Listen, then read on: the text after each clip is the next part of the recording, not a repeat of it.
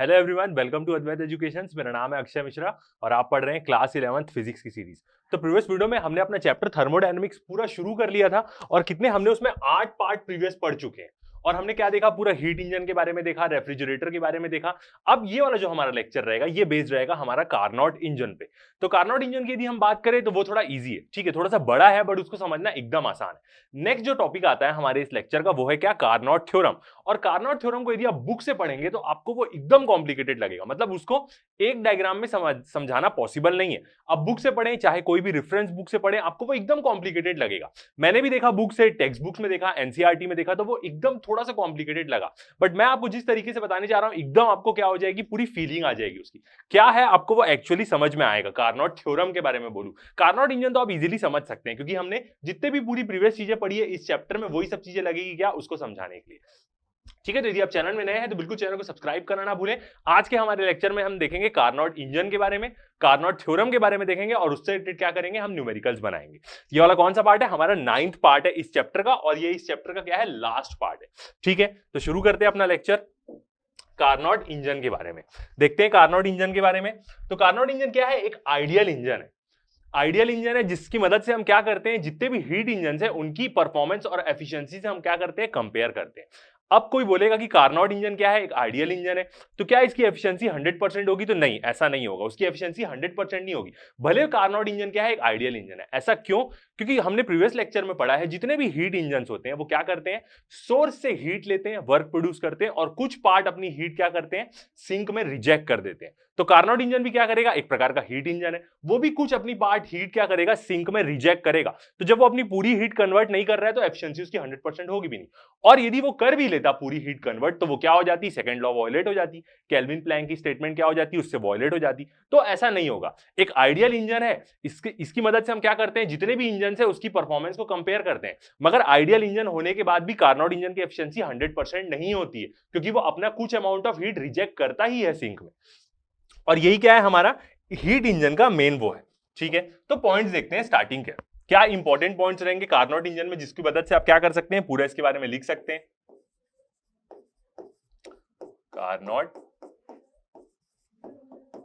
Engine, अब यदि हम कार्नोट इंजन की बात करें तो इसको किसने डेवलप किया था, सैडी कार्नोट ने। सैडी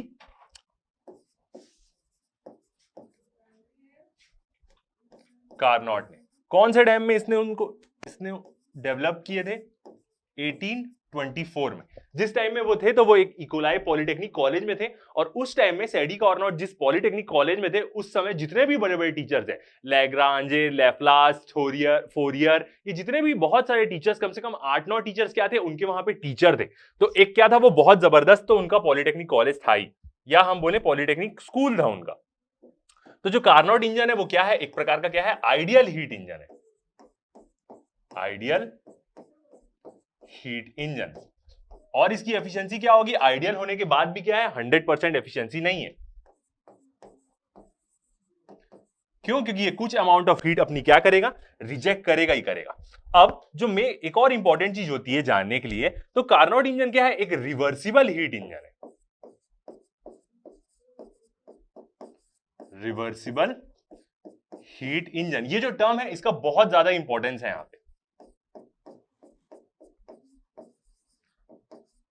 और यही एक टर्म के कारण क्या होती है, हमें कार्नोट थ्योरम भी समझ में आता है।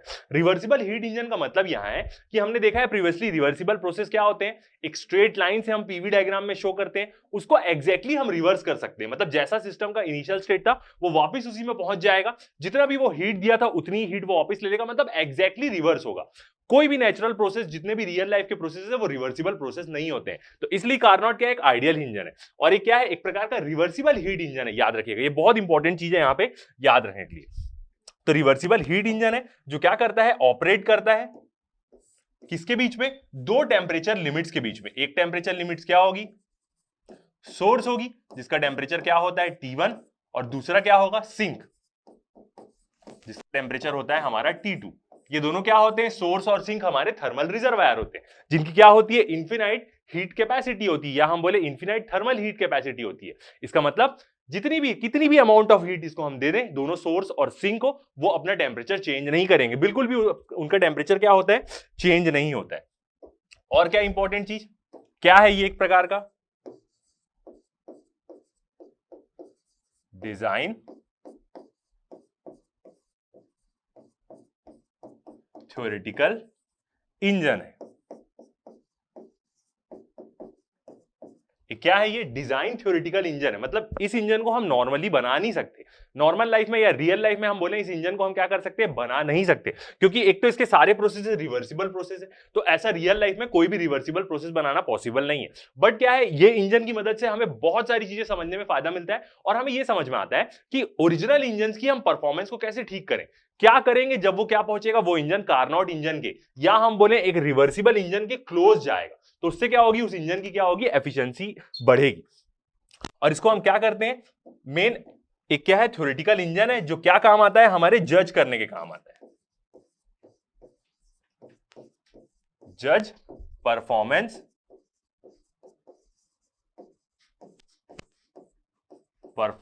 Of actual engine, actual engine की परफॉर्मेंस जज करने के काम आता है।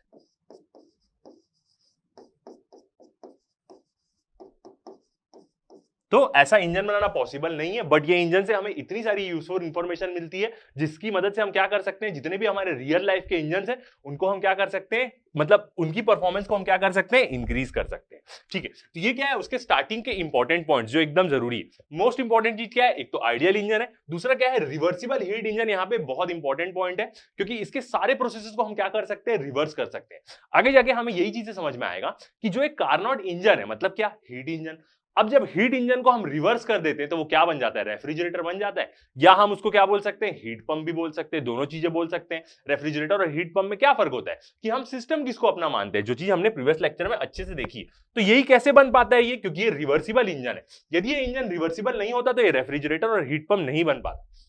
ठीक है, तो ये हुआ कार्नोट इंजन के बारे में। अब देखते हैं हम इसका डायग्राम। तो डायग्राम से क्या होगा, पहले हम डायग्राम बनाएंगे इसका, फिर पीवी डायग्राम बनाएंगे, फिर सारे प्रोसेसेस के बारे में देखेंगे कि कैसे हम क्या करते हैं, इसके सारे प्रोसेस को कैलकुलेट करते हैं। ओके, तो डायग्राम बनाते हैं कार्नोट इंजन का।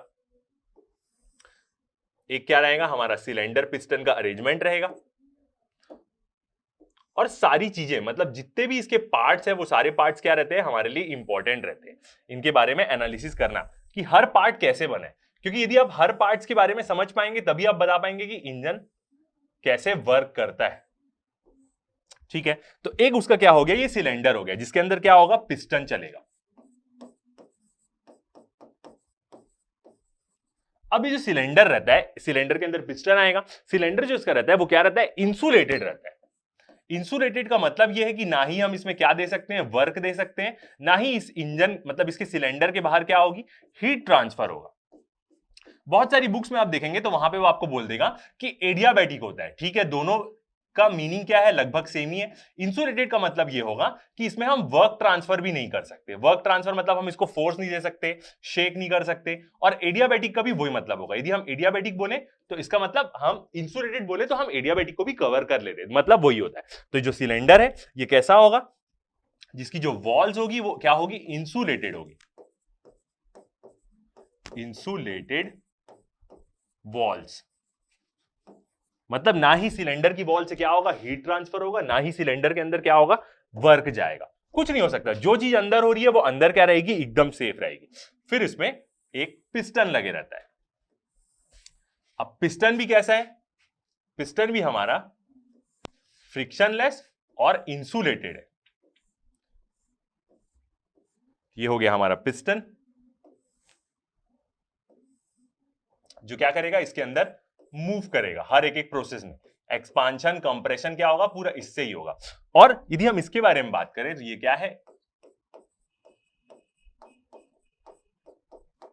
Insulating and frictionless piston.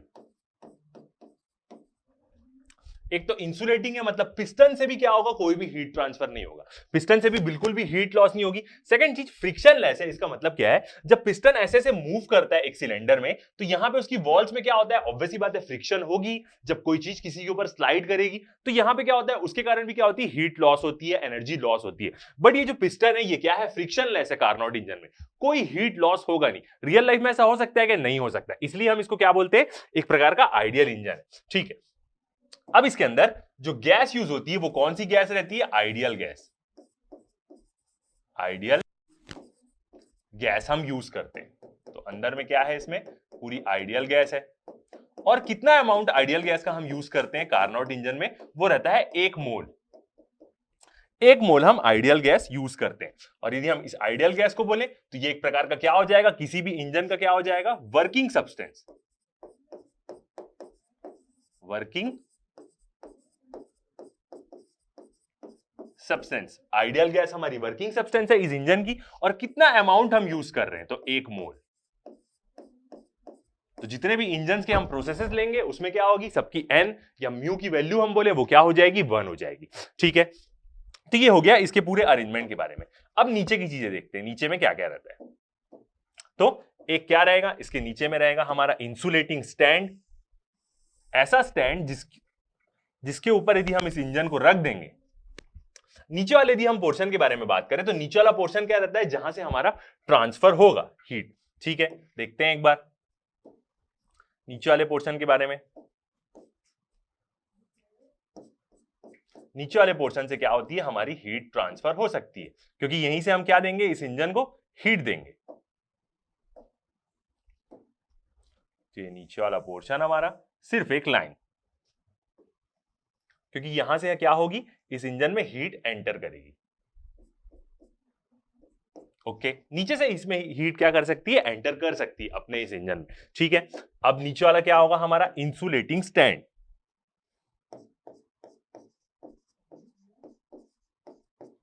Insulated stand,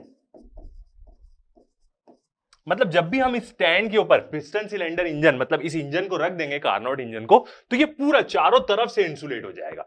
wall से तो हीट ट्रांसफर हो नहीं सकता, पिस्टन से भी हीट ट्रांसफर होगा नहीं, और इस स्टैंड में हम यदि इस इंजन को रख दिए तो क्या होगा, इंजन के अंदर जो चीज हो रही है वो बाहर जा ही नहीं सकती, ना इंजन के अंदर कोई भी वर्क और हीट जा नहीं सकता। ठीक है, अब ये इंजन है तो क्या होगा, ऑब्वियसली बात है एक प्रकार का क्या है, हीट इंजन है। तो यहां पे क्या रहेगी, एक रहेगी सोर्स, और सोर्स का टेम्परेचर क्या होता है हमारा, सोर्स का टेम्परेचर होता है हमारा T1। सोर्स का टेम्परेचर हमारा T1 रहेगा। और ये सोर्स कैसी रहती है हमारी, इनफाइनाइट थर्मल कैपेसिटी। ऐसी रहती है हीट इंजन की, जो भी सोर्स और सिंक होती है उसकी जो थर्मल कैपेसिटी रहती है वो इनफिनाइट रहती है। थर्मल कैपेसिटी से हम इसका मतलब क्या बोल सकते हैं, हीट कैपेसिटी भी बोल सकते हैं। हीट कैपेसिटी इनफिनाइट है, मतलब हीट कैपेसिटी का डेफिनेशन क्या होता है कि कितनी अमाउंट ऑफ हीट की हमें जरूरत है किसी बॉडी का 1 डिग्री टेम्परेचर बढ़ाने के लिए। इसकी इनफिनाइट है, मतलब कितना भी अमाउंट दे दो इसका टेम्परेचर 1 डिग्री भी नहीं बढ़ेगा। और सिंक का भी सेम क्या होगा, इनफिनाइट थर्मल कैपेसिटी होगी, मतलब इसको कितनी भी हीट हम इसमें रिजेक्ट कर दें इसका कोई टेम्परेचर चेंज नहीं होगा, जो है वो वही बने रहेगा। तो सेम इसकी भी क्या होगी, इनफिनाइट थर्मल कैपेसिटी होगी। तो इसको भी हम शॉर्ट में लिखते हैं इनफिनाइट थर्मल कैपेसिटी, इसकी भी वही रहेगी। ठीक है, और कोई चीज एक प्रकार का, ये क्या है, सोर्स क्या रहती है हमारी, हॉट रिजर्वायर रहती है। तो शॉर्ट फॉर्म में लिखते हैं हॉट रिजर्वायर, ये चीज हमको पता है। और सिंक क्या होती है हमारी, कोल्ड रिजर्वायर होती है।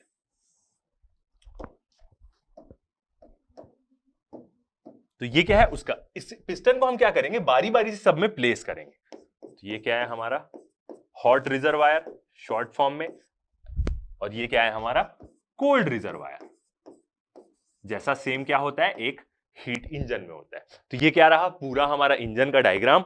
और कोई चीज इसमें, कंडक्टिंग बेस। ठीक है, बेस के बारे में भी लिख देते हैं। इसका जो बेस है यहां पे, ये कैसा रहेगा हमारा, कंडक्टिंग बेस रहेगा। कंडक्टिंग बेस, मतलब कहीं से कुछ ना हो मगर यहां से हम क्या कर सकते हैं, हीट अपनी ट्रांसफर कर सकते हैं। तो बारी बारी से रखेंगे, पहले सोर्स में रखेंगे, फिर इंसुलेटेड स्टैंड में रख देंगे, फिर सिंक में रखेंगे, फिर इंसुलेटेड स्टैंड में रख देंगे। तो बारी बारी से तीनों चीजें क्या होगी पूरे प्रोसेस में, यहां पे हम एक एक बार उसके नीचे रखते जाएंगे हम अपने इंजन को, ठीक है। और एक और चीज, जो सोर्स है हमारी, जो सोर्स की वॉल है, दोनों सोर्स की यदि हम वॉल के बारे में बात करें तो ये कैसी है, कंडक्टिंग वॉल। मतलब सोर्स से यदि हम, सोर्स और सिंक से किसी भी चीज को हम टच कराएंगे, सोर्स क्या करती है, हीट देती है, सिंक क्या करती है, हीट लेती है। तो ये क्या करेगी, यहां कंडक्टिंग बेस के साथ जुड़ के अपना ट्रांसफर करेगी, मगर बाहरी से उसको कोई लेना देना नहीं, बाहर से वो कुछ नहीं करेगी, जो करेगी वो अपना पूरा इंजन के साथ करेगी। तो ये क्या है, पूरा डायग्राम। इसी से आप क्या कर सकते हैं, इसकी वर्क, मतलब आप कंस्ट्रक्शन भी लिख सकते हैं कि क्या क्या चीजें इसमें रहती है। इन सारी चीजों के कारण ही क्या होता है, इसको हम एक रिवर्सिबल इंजन बोल पाते हैं। क्योंकि ऑब्वियसली बात है, इंसुलेटिंग वॉल और फ्रिक्शनलेस इंसुलेटेड पिस्टन बनाना रियल लाइफ में पॉसिबल नहीं है, ठीक है। तो ये हो गया हमारा पूरा डायग्राम। अब देखते हैं, यदि हम इसके क्या बात करें, मेन पार्ट्स के बारे में बात करें, तो सारी चीजें तो हमने बनाई दी है। तो मेन पार्ट्स क्या क्या होंगे कार्नोट इंजन के, आपको पूछेगा वो। तो फर्स्ट क्या हो जाएगा हमारा, सिलेंडर। और क्या है, हमें पता है एडियाबैटिक है, या हम बोले इंसुलेटेड है सिलेंडर पूरा, जिससे हीट क्या होगी, ट्रांसफर नहीं होगी। सोर्स, जो क्या है, थर्मल रिजर्वायर। सिंक, जो भी थर्मल रिजर्वायर है, T1 T2 temperature. Working substance, जो क्या है हमारी आइडियल गैस।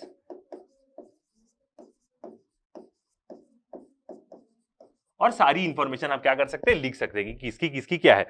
और एक और चीज क्या होगी इसमें, इंसुलेटिंग स्टैंड। तो ये क्या होते हैं, 5 इसके मेन कंपोनेंट्स होते हैं। इंसुलेटिंग स्टैंड, और सबके बारे में क्या है वो मैंने आपको बता दिया है कि क्या क्या किसका किसका सिग्निफिकेंस है। तो ये हो गया पूरा इंजन। अब इस इंजन को हम यूज करेंगे पूरा किसके साथ, हमारे पीवी डायग्राम के साथ। और पूरा प्रोसेस हम पीवी डायग्राम में भी देखेंगे, और इंजन कैसे वर्क करता है उसके बारे में देखेंगे, ठीक है। तो ये हो गया हमारे मेन पार्ट्स। अब हम आ जाते हैं अपनी कार्नोट साइकिल में। कार्नोट साइकिल का मतलब ये होगा, जो कार्नोट इंजन साइक्लिक प्रोसेस में जाता है, उस साइकिल को हम क्या बोलते हैं, कार्नोट साइकिल बोलते हैं। कार्नोट साइकिल, जो कार्नोट इंजन होगा, जिस साइक्लिक प्रोसेस में जाएगा, उसी को हम बोलेंगे कार्नोट साइकिल। तो देखते हैं, as the engine, as the engine works, जब इंजन क्या होगा, वर्क करने लग जाएगा, कॉमा द वर्किंग सब्सटेंस, जो क्या है हमारा आइडियल गैस। और कितना ले रहे हैं हम उसका amount, 1 mole. Working substance of the engine,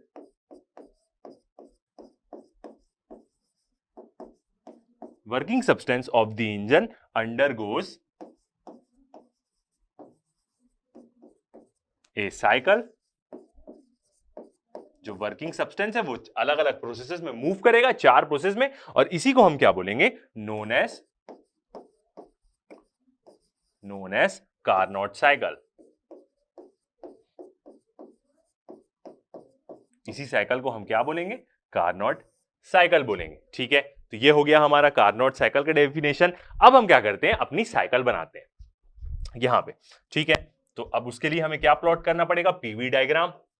तो पीवी डायग्राम से क्या होगा, हमें सारे प्रोसेसेस क्या होंगे, समझ में आते रहेंगे, ठीक है। एक एक प्रोसेस हम बनाएंगे और उसके बाद क्या करेंगे, उसको हम क्या करते जाएंगे, पूरा समझते जाएंगे, ठीक है। तो फर्स्ट हमारा क्या रहेगा, एक आइसोथर्मल प्रोसेस। तो ये हो गया हमारा आइसोथर्म बोलते हैं, जो आइसोथर्म्स लाइन बोलते हैं। इसका मतलब क्या होता है कि इस लाइन में क्या होगा, पूरा हमारा टेम्परेचर कांस्टेंट रहेगा। तो ये लाइन क्या है, हमारा एक आइसोथर्म है। और दूसरा आइसोथर्म, 2 आइसोथर्मल प्रोसेस होते हैं इसमें और 2 एडियाबैटिक प्रोसेस, ठीक है। तो ये हो गया हमारा क्या, दूसरा आइसोथर्म लाइन। इस पूरी लाइन में क्या रहेगा, हमारा टेम्परेचर कांस्टेंट रहेगा, ठीक है। अब ये कनेक्ट किससे होगा, 2 एडियाबैटिक प्रोसेस से।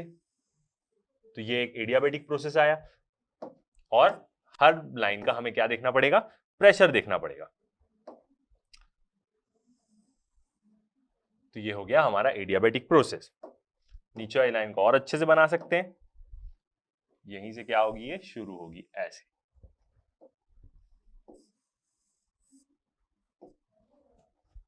ताकि आपको क्या मिले, पूरा प्रेशर वॉल्यूम समझ में आए। तो ये जो डॉटेड लाइन है वो क्या है, हमारी आइसोथर्म्स की है। तो फर्स्ट प्रोसेस देखते हैं हम अपना, और पहला प्रोसेस देखते हैं हम ए और बी।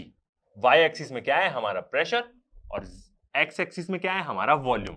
तो पहले में क्या हो रहा है, प्रेशर कम हो रहा है और वॉल्यूम दिख रहा है, वॉल्यूम बढ़ रहा है। तो फर्स्ट वाले प्रोसेस के बारे में हम बात करते हैं, ए से बी। हर एक एक प्रोसेस को समझते जाएंगे और देखते जाएंगे। पहले प्रोसेस में क्या हो रहा है, ए से बी जा रहा है, आइसोथर्म है। इसका मतलब इस पूरे लाइन में टेम्परेचर क्या होगा, T1, और इस पूरे लाइन का टेम्परेचर क्या होगा, T2। क्योंकि ये क्या है, दोनों आइसोथर्मल लाइंस है, और ये दोनों क्या है, दो आइसोथर्मल लाइंस को जो लाइंस कनेक्ट करती है उसको हम क्या बोलते हैं, एडियाबैटिक लाइन बोलते हैं। ठीक है, तो फर्स्ट पॉइंट लेते हैं। फर्स्ट पॉइंट में क्या होगा, साइकिल है, आप कोई भी एक प्रोसेस इसको समझ सकते हैं। पहले वाले पॉइंट में प्रेशर होगा P1, वॉल्यूम होगा V1, और टेम्परेचर क्या होगा हमारा T1। यही होगा फर्स्ट वाले पॉइंट्स में। और जैसे ही पहला प्रोसेस होगा, तो पहला प्रोसेस क्या है हमारा, एक तो आइसोथर्मल लाइन में हो रहा है, आइसोथर्मल लाइन में, और वॉल्यूम क्या हो रहा है, इंक्रीज हो रहा है, प्रेशर कम हो रहा है। प्रेशर कम, वॉल्यूम बढ़ रहा है, गैस एक्सपैंड कर रही है, आइसोथर्मल लाइन में कर रही है। तो इसका मतलब हम क्या बोलेंगे इसको, आइसोथर्मल एक्सपांशन। ये क्या प्रोसेस है हमारा, आइसोथर्मल एक्सपेंशन।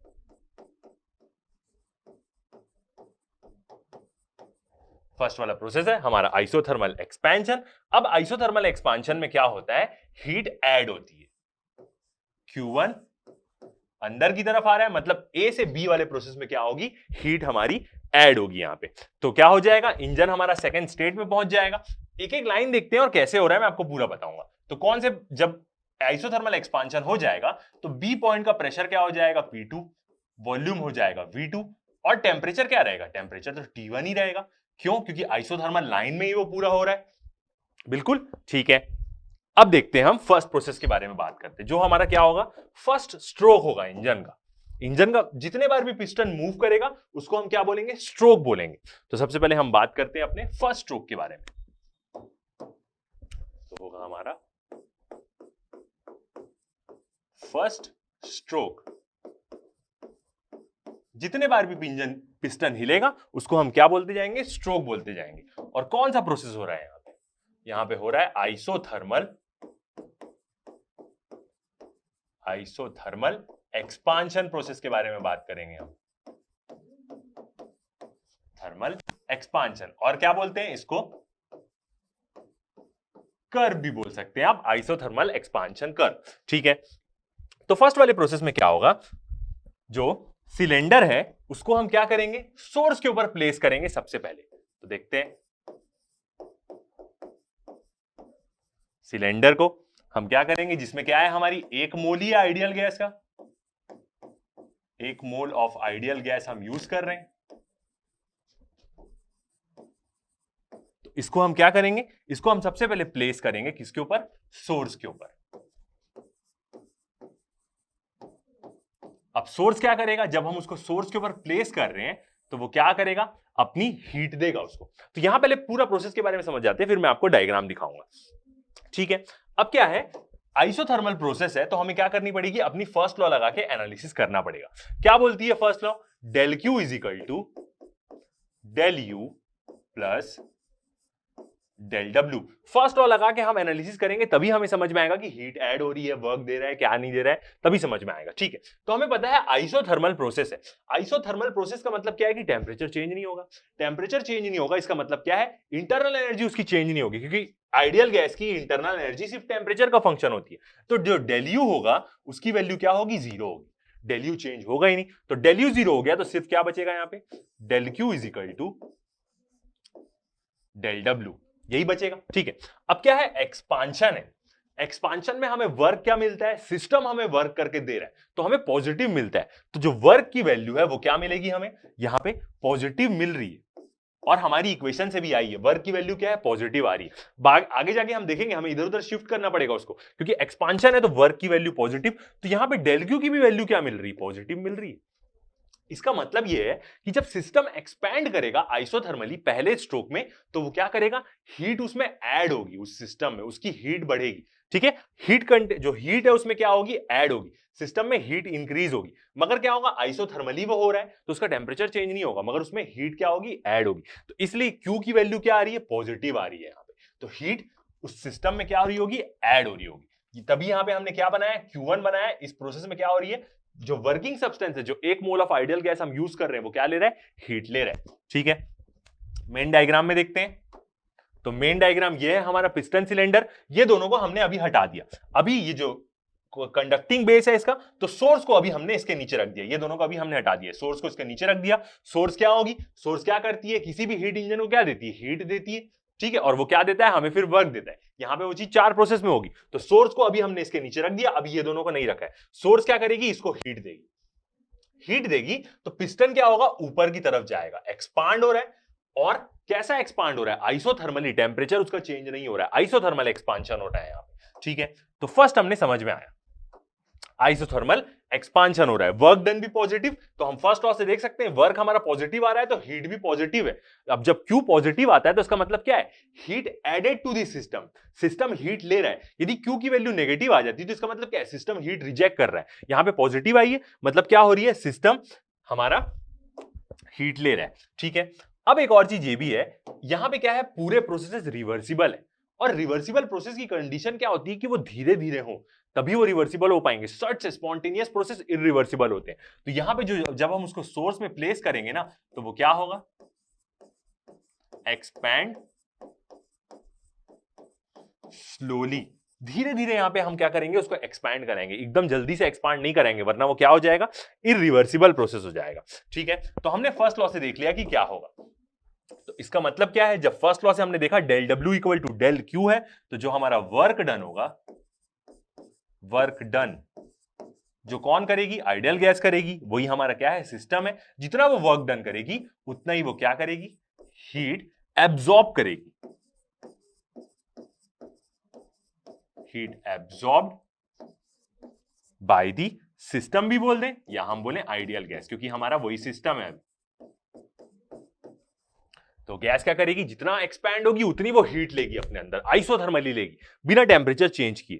ठीक है, तो अब जब हमें ये पता चल गया, तो यहां से हम क्या कर सकते हैं, आइसोथर्मल प्रोसेस के बारे में हमने पूरी चीजें पढ़ ली हैं। क्या होता है उसका एक्सप्रेशन तो देखते हैं। वर्क डन, तो इसको हम क्या बोल देते हैं, W1 बोल देते हैं। ठीक है, यही कितना होगा, जितना वो एक्सपांड होगा उतनी क्या होगी, उसमें हीट ऐड होगी। तो W is equal to Q1 हो जाएगा, ऑब्वियस ही बात है, फर्स्ट लॉ में हमने देखा है। ठीक है, और क्या होगा, इंटीग्रेशन, वर्क डन हम कैसे निकालते हैं, इंटीग्रेशन PdV, कहां से सिस्टम जा रहा है, पहले उसकी वॉल्यूम थी V1 और सिस्टम एक्सपैंड हुआ, कहां तक गया, V2, एक्सपैंड हो रहा है, फैल रहा है, तो वर्क तो हमें देगा ही देगा। और क्या हो जाएगा, PdV।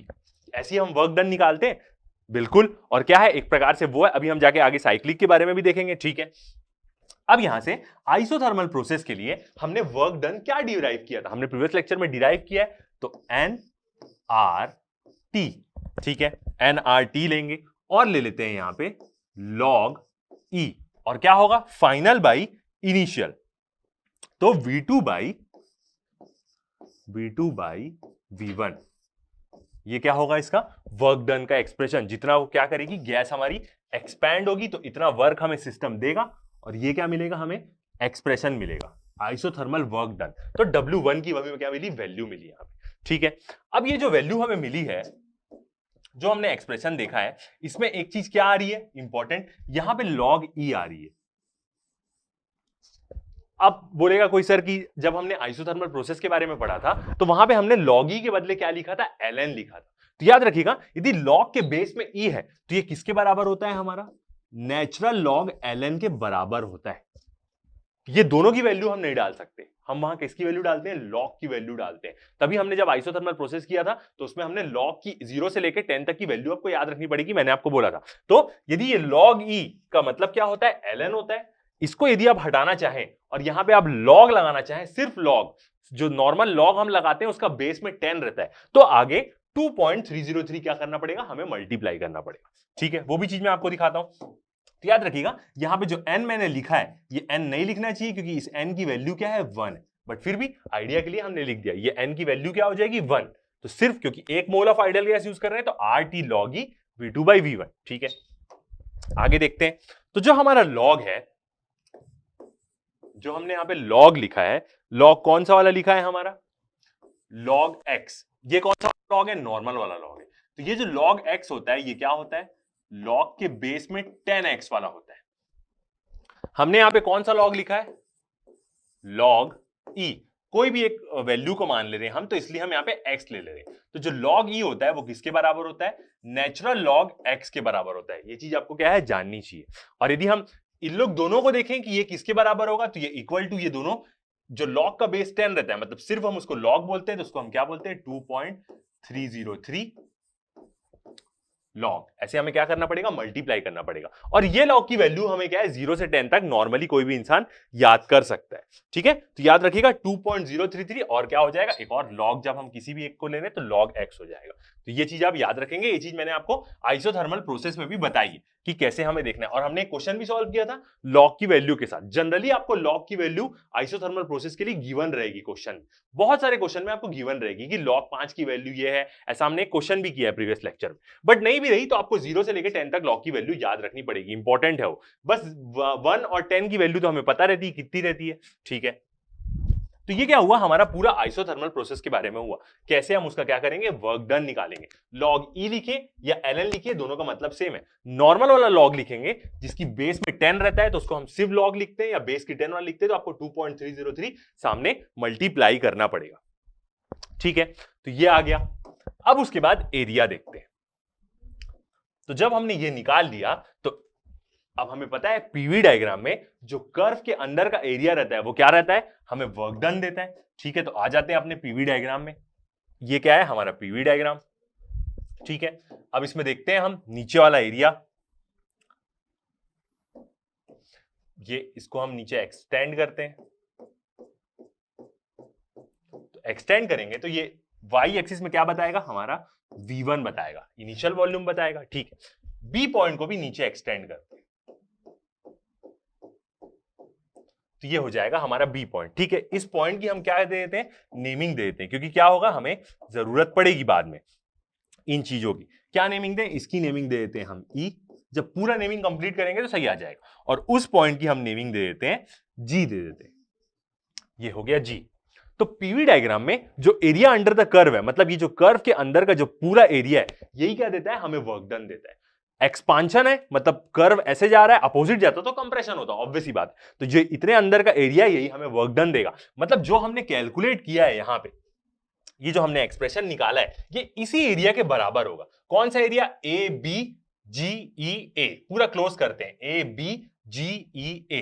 तो ये किसके बराबर होगा? ये होगा इक्वल टू एरिया,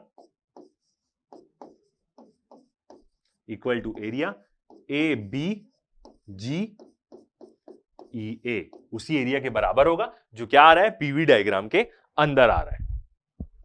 ठीक है, तो ये था पूरी इंफॉर्मेशन एक प्रोसेस की कि क्या हो रहा है। फर्स्ट लॉ से आपको पूरी चीजें यहां पे क्या होगी? समझ में आएगी। ठीक है, तो एक प्रोसेस हो गया हमारा, लॉ के बारे में इंफॉर्मेशन हो गई। चलते हैं सेकंड प्रोसेस में, देखते हैं हमारा सेकंड प्रोसेस मतलब हम क्या बोलेंगे यहां पे? सेकंड स्ट्रोक हमारा।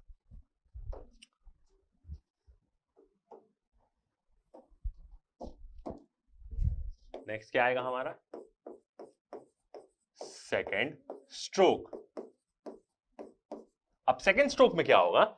साइकिल में क्या होता है? जितनी भी अच्छी आइडियल साइकिल होती है उसमें हम जनरली 2 आइसोथर्मल लेते हैं और 2 एडियाबैटिक प्रोसेस लेते हैं। तो सेकंड स्ट्रोक के बारे में यदि हम देखें तो आते हैं पीवी डायग्राम में। इस प्रोसेस को ही देख के लग रहा है कि ये क्या हो रहा है हमारा? एक प्रकार से यहां पे प्रेशर ज्यादा है, यहां पे प्रेशर क्या हो गया? कम हो गया। इस पॉइंट का वॉल्यूम क्या है और इस पॉइंट का वॉल्यूम देखिए, यहां पे वॉल्यूम कम है, यहां पे वॉल्यूम ज्यादा हो गया।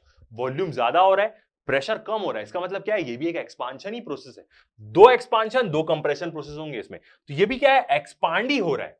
और कौन से कर्व में एक्सपांड हो रहा है? एडियाबैटिक कर्व में एक्सपांड हो रहा है, एडियाबैट में वो हो रहा है पूरा प्रोसेस। तो ये भी क्या होगा प्रोसेस हमारा? एडियाबैटिक एक्सपांशन प्रोसेस होगा। ठीक है, तो डायग्राम में पूरी इंफॉर्मेशन डालते हैं पहले हम।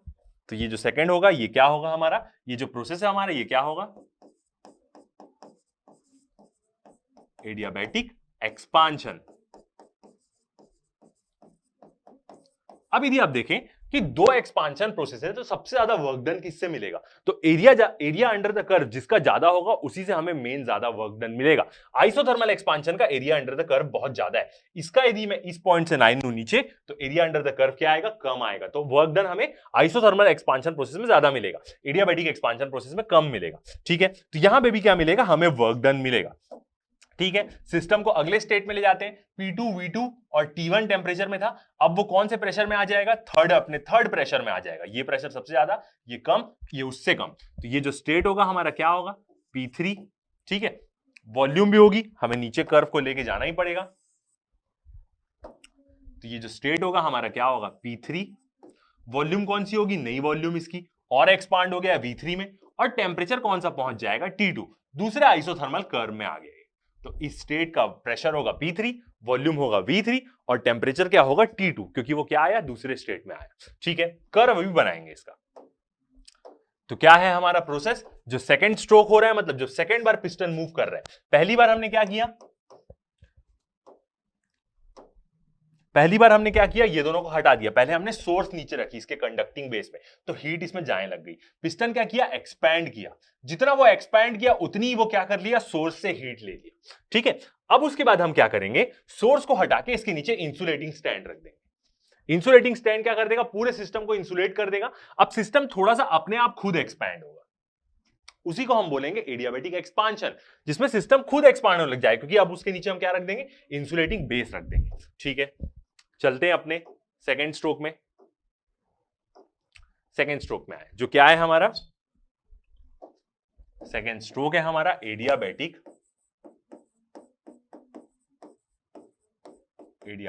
एक्सपांशन। सेकेंड स्ट्रोक क्या है हमारा, एडियाबैटिक एक्सपांशन। यहां इसको हम बोले सेकेंड स्ट्रोक हमारा क्या है, एक कर्व है, एडियाबैटिक कर्व, जिसमें हमारा क्या हो रहा है, एक्सपांशन हो रहा है। ठीक है, अब यहां पे हम क्या करेंगे, यहां पे जो सिलेंडर होगा हमारा,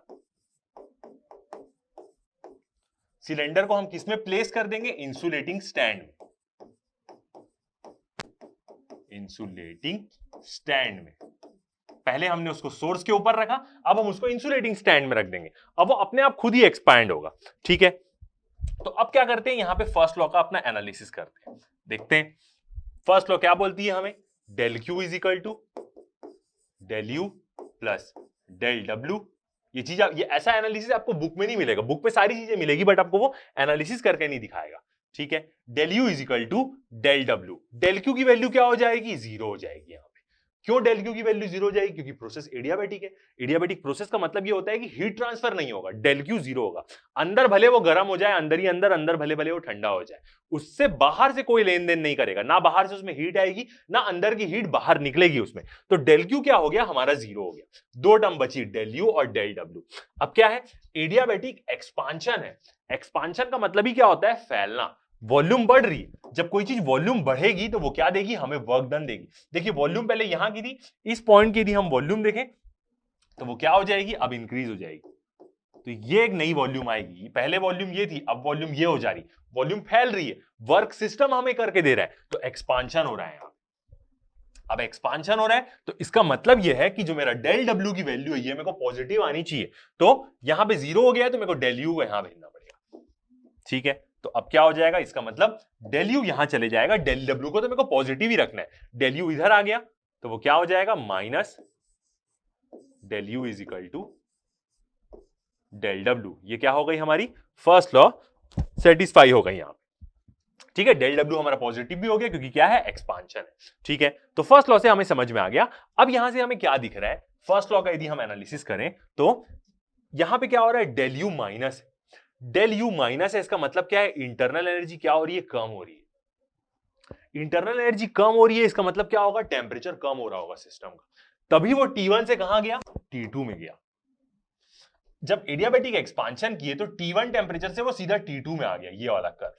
तो कैसे हुआ, हमें समझ में आया। फर्स्ट लॉ लगाए तो फर्स्ट लॉ में क्या देखा हमने कि जब वर्क डन पॉजिटिव होगा एडियाबैटिक एक्सपांशन में तो क्या होगा, इंटरनल एनर्जी नेगेटिव हो जाएगी। ये क्या है, अभी यहां पे पॉजिटिव है, एक्सपांशन है, इंटरनल एनर्जी क्या हो जा रही है, नेगेटिव हो जा रही है। इसका मतलब क्या है, इसका मतलब यह है कि टेम्परेचर कम होगा। अब इसका टेम्परेचर डाउन हुआ T1 से, वो अगले अपने टेम्परेचर T2 में आ गया, सिंक वाले टेम्परेचर में आ गया। ठीक है, ये चीज हो गई। ओके, तो अब इसके बारे में हम क्या देखते हैं, एनालिसिस देखते हैं।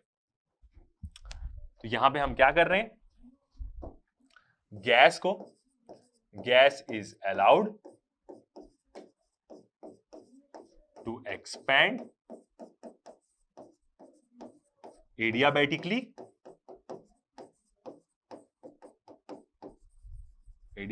कहां तक, टू टेम्परेचर T2 तक हम क्या किए, गैस को अपने आप एक्सपैंड होने दिए, वो खुद हो जाएगी जब हम उसको इंसुलेटिंग स्टैंड में रख देंगे, और टेम्परेचर फॉल हो जाएगा। यहां पे याद रखिएगा, पहले टेम्परेचर T1 था, वो कहां चले जाएगा, T2 में चले जाएगा, मतलब टेम्परेचर क्या हो रहा है, फॉल हो रहा है यहां पे अपने आप, क्योंकि इंटरनल एनर्जी की वैल्यू नेगेटिव आ रही है। इसका मतलब ये है कि जब W पॉजिटिव होगा एडियाबैटिक प्रोसेस में, तो टेम्परेचर मतलब इंटरनल एनर्जी डाउन होगी, मतलब टेम्परेचर कम होगा, क्योंकि आइडल गैस की इंटरनल एनर्जी सीधा टेम्परेचर का फंक्शन होती है। ठीक है, ये चीज हो गया। अब उसके बाद हम यहां से देख सकते हैं, ये चीज हमें समझ में आ गई, तो अब हम क्या कर सकते हैं, वर्क डन का प्रोसेस, वर्क डन निकाल सकते हैं। एडियाबैटिक प्रोसेस में कितना वर्क डन होगा, पॉजिटिव वर्क डन है, एक्सपांशन हो रहा है, तो इसको हम लेंगे W2। ठीक है, कैसे निकालते हैं वर्क डन, इंटीग्रेशन, कहां से कहां वॉल्यूम जा रही है, V2 से वॉल्यूम V3 जा रही है, V2 से वॉल्यूम V3 जा रही है, और क्या होगा, P dV, ऐसे निकालते हैं एरिया अंडर द कर्व, जितना भी उसके एरिया अंडर कर्व है। ठीक है, और एडियाबैटिक प्रोसेस में हमने वर्क डन कैसे डिराइव किया है, NR, R हमारा क्या है, गैस कांस्टेंट, N की मैं लिख रहा हूं यहां पे क्योंकि N की वैल्यू आप डालेंगे, बट N की वैल्यू तो 1 है क्योंकि हम 1 mole of ideal gas use कर रहे हैं, तो NR T1 माइनस T2 ये हो जाएगा, और नीचे क्या होता है, गामा -1। ये एडियाबैटिक प्रोसेस में वर्क डन का फॉर्मूला है, हमने प्रीवियस लेक्चर में पूरा पढ़ा है। गामा यहां पे क्या है, हीट कैपेसिटी का रेशियो है, CP/CV। CP क्या होता है, heat capacity at constant pressure, CV क्या होता है, heat capacity at constant volume. तो गामा यहां पे क्या है, हीट कैपेसिटी रेशियो है, जिसके बारे में भी हमने क्या करी है, पूरा एनालिसिस किया है।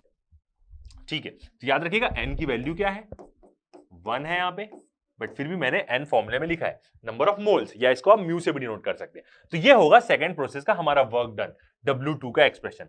ठीक है, और ये पूरा हमारा किसके बराबर होगा, ये जो पूरा चीज है, ये पूरा चीज हमारा बराबर होगा area under the curve, PV diagram के अंडर में जितना कर्व है। ठीक है, तो अब यहां पे हम क्या करते हैं, इस कर्व की नेमिंग कर देते हैं।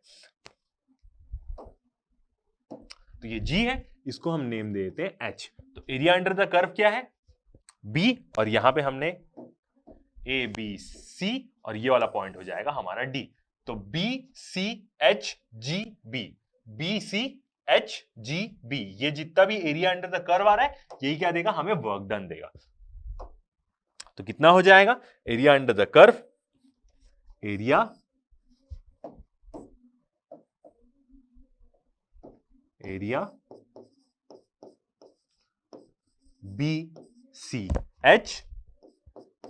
BCHGB। ठीक है, तो यही जो एरिया होगा, यही हमें क्या देगा, वर्क डन देगा, इसमें एडियाबैटिक प्रोसेस में। तो ये हो गया हमारा सेकंड स्ट्रोक के बारे में पूरी इंफॉर्मेशन, क्या वर्क डन होगा, कितना उसका एरिया अंडर द कर्व होगा, ज्यादा वर्क तो हमें आइसोथर्मल वाले से ही मिलेगा। ठीक है, अब दो क्या हुए, दो हमारे एक्सपांशन के प्रोसेस हो गए, तो अब दोनों क्या होंगे, कंप्रेशन के प्रोसेस होंगे। यहां पे साइकिल याद रखिएगा ऐसे चल रही है, ऐसे हम देखें नॉर्मल कर्व बना के, तो यहां पे साइकिल कैसे चल रही है, ऐसे, मतलब क्या है, क्लॉकवाइज चल रही है। यदि एंटी क्लॉकवाइज साइकिल चलती तो हमारा क्या होता, वो रेफ्रिजरेटर होता। यहां पे साइकिल क्लॉकवाइज चल रही है, याद रखिएगा, तो इसका मतलब क्या है, यहां पे हमें ओवरऑल वर्क पॉजिटिव मिलेगा। ठीक है, तो अब आते हैं अपने हम थर्ड स्ट्रोक में, तीसरी बार पिस्टन कैसे मिलेगा। अभी तक पिस्टन ऊपर ही जा रहा था, एक बार एक्सपैंड हुआ,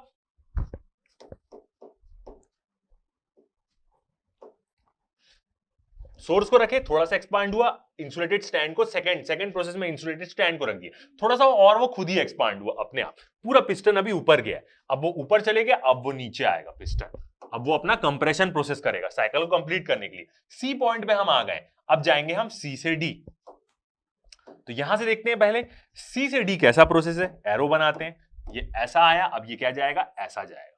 ठीक है, वॉल्यूम क्या हो रही है, कम हो रही है, और प्रेशर बढ़ रहा है, इसका प्रेशर कम है और डी पॉइंट का प्रेशर ज्यादा है, तो वॉल्यूम क्या हो रही है, कम हो रही है, एच से कहां तक आ रहा है, वो डी तक आ रहा है। तो इसका मतलब क्या है, जब वॉल्यूम कम हो रही है तो इसका मतलब हम किसी को दबा रहे हैं। दबा रहे हैं का मतलब क्या है, कंप्रेशन कर रहे हैं। ठीक है, अब कंप्रेशन तो कर रहे हैं, ये समझ में आ गया हमें, मगर कौन से कर्व में हम कंप्रेशन कर रहे हैं? तो ये जो लाइन है पूरी, ये क्या है, आइसोथर्म है, मतलब हम क्या कर रहे हैं, आइसोथर्मल कंप्रेशन कर रहे हैं यहां। ठीक है, तो डायग्राम से आपको समझ में आया, आइसोथर्म लाइन में मतलब टेम्परेचर T2 ही रहेगा और उसको हम दबाते जाएंगे। ओके, तो थर्ड स्ट्रोक क्या है हमारा, आइसोथर्मल कंप्रेशन।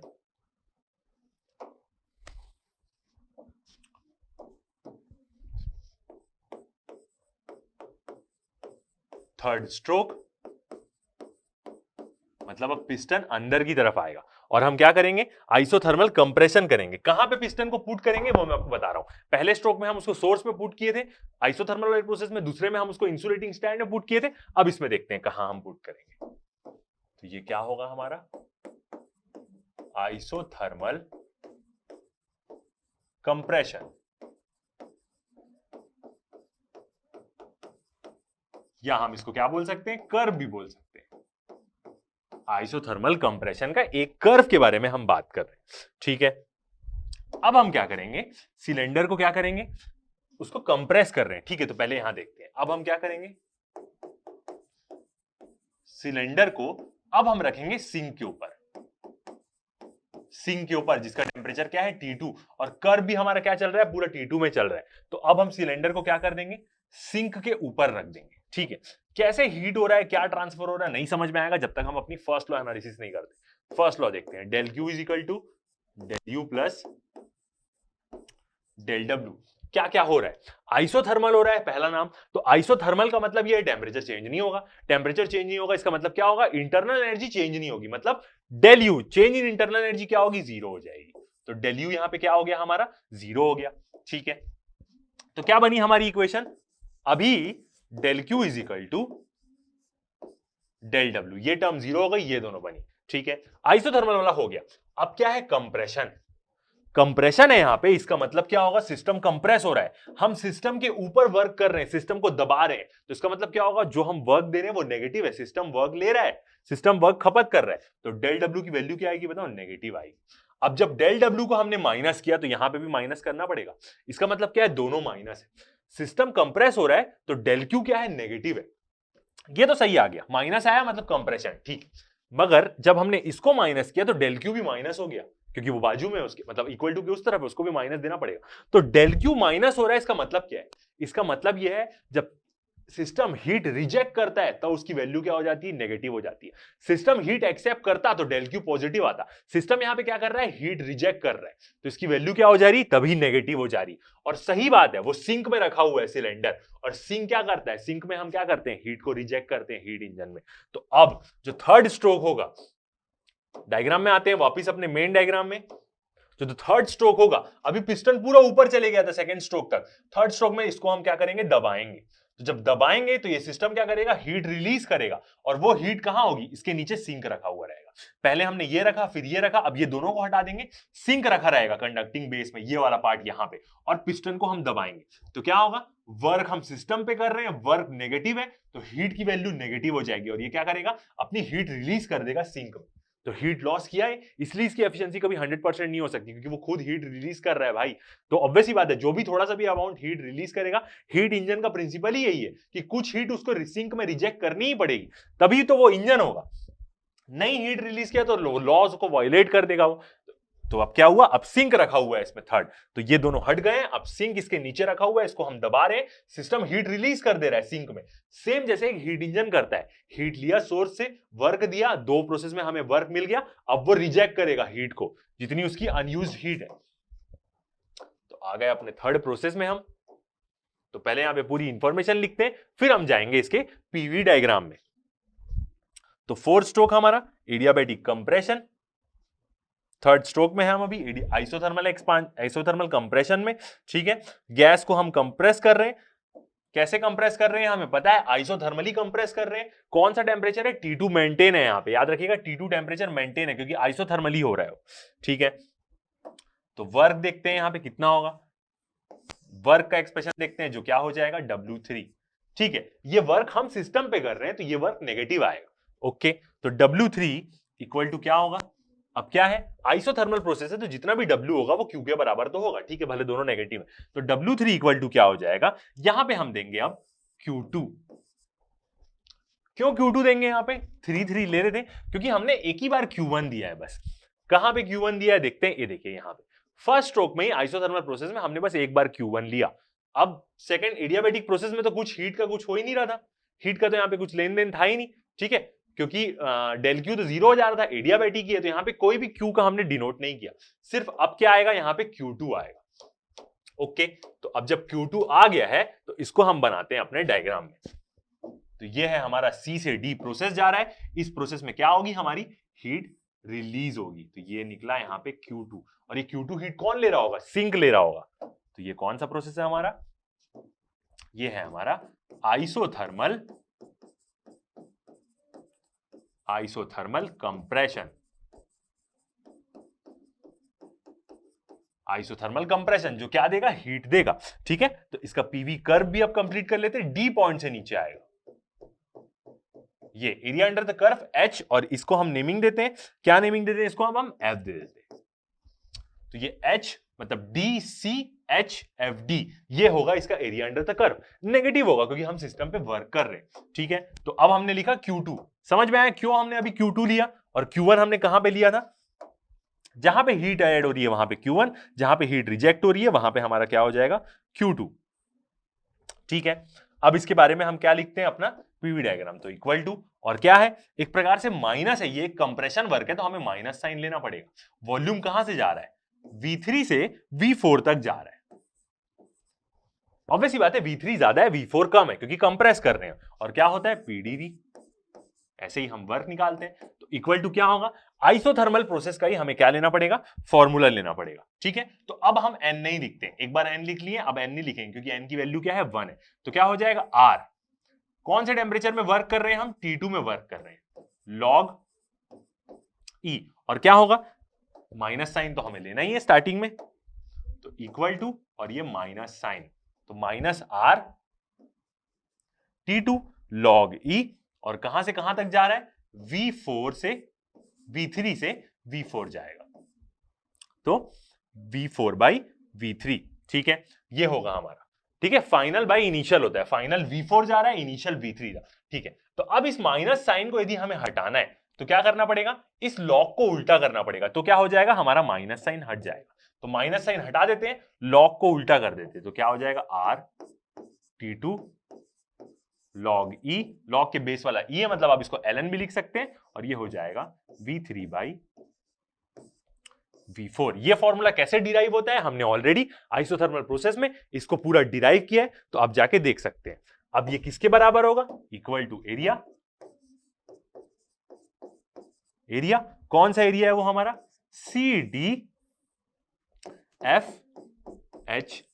यही एरिया है CDFHC, ठीक है। डायग्राम में देखते हैं CDFHC, ठीक है, ऐसे जा रहे हैं हम, CDFHC कैसे भी लिख सकते हैं आप, एरिया अंडर CHFD भी लिख सकते हैं। तो आपको समझ में आया, CDFH ये वाला पूरा एरिया, ये पूरा एरिया क्या है हमारा, area under the curve, PV diagram में हमें वर्क डन देगा, और ये क्या है हमारा, कंप्रेशन वर्क है, ठीक है।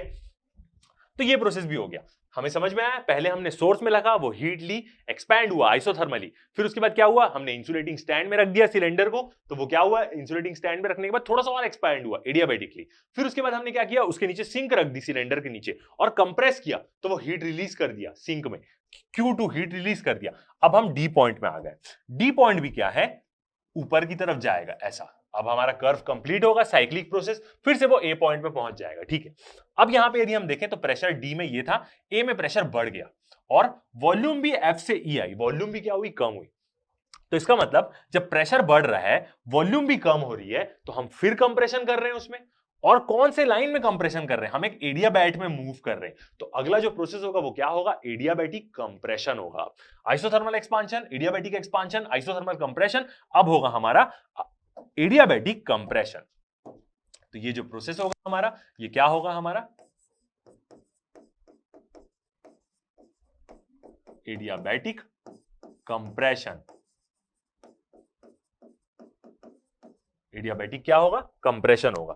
ठीक है, थर्ड स्टेट में आ गया है वो यहां पे, तो यहां पे हम क्या करते हैं, डी पॉइंट की उसकी वैल्यू लिख देते हैं। प्रेशर क्या होगा यहां पे? चेंज होगा बिल्कुल। तो अगला प्रेशर क्या हो जाएगा यहां का? P4 V4, अगली उसकी वॉल्यूम, मगर टेम्परेचर T2 ही रहेगा। टेम्परेचर क्या रहेगा वहां का? T2 ही रहेगा। ठीक है, ओके, दिख रहा है डायग्राम में? तो अब हम आ जाएंगे वापस ए पॉइंट में। तो अब नोट करते हैं हम पूरा फोर्थ प्रोसेस के बारे में। मतलब हमारा फोर्थ स्ट्रोक, थर्ड स्ट्रोक हो गया, हमने पूरा इंफॉर्मेशन देख ली इसमें क्या है। अब आएगा हमारा फोर्थ स्ट्रोक, मतलब चौथी बार जब पिस्टन मूव करे। कौन से प्रोसेस में ये मूव कर रहा है? तो प्रोसेस है हमारा